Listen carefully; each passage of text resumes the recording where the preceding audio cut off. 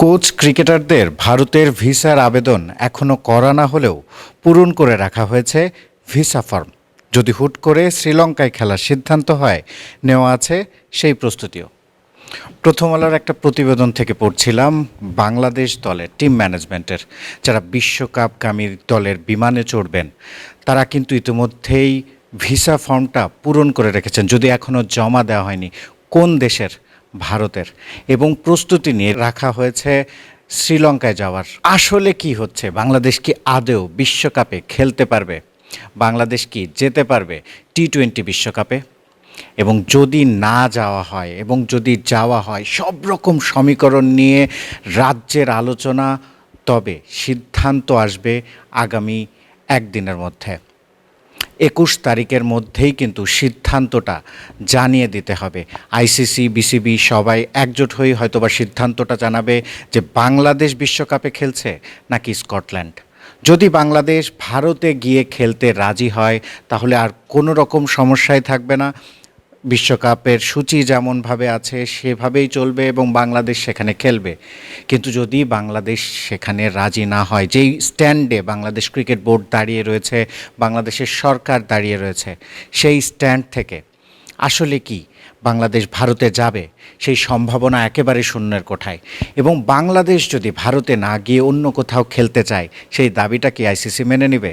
সেটাও অনেকটা শূন্যের কোঠায়। আইসিসি ও বিসিবির যে মিটিং হয়েছিল, তারপর একটা সংবাদ বিজ্ঞপ্তি দিয়েছিল বিসিবি। সেখানে জানানো হয়েছিল যে গ্রুপ সোয়াপিং নিয়ে একটা আলোচনা হয়েছে এবং সেই আলোচনা আরও চালিয়ে যাওয়া হবে। যে প্রস্তাবটা বিসিবির তরফ থেকে দেয়া হয়েছিল, সেটা যে আলোর মুখ দেখছে না সেটা কিন্তু অনেকটা নিশ্চিত।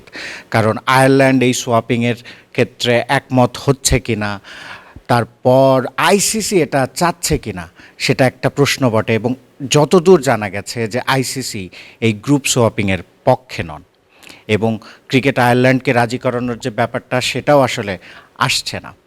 তাহলে কি হবে বাংলাদেশের বিশ্বকাপ ভাগ্যে? বাংলাদেশ কি আদৌ বিশ্বকাপ খেলতে পারবে? খেলতে পারলে কোথায় খেলবে?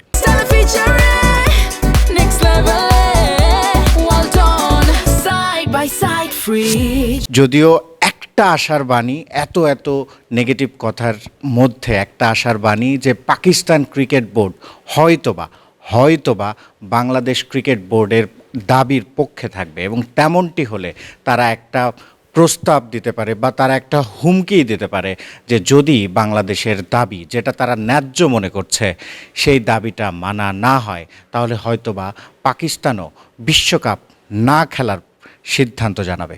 এবং তেমনটি যদি হয়, তখনও কি চাপে পড়বে না আইসিসি?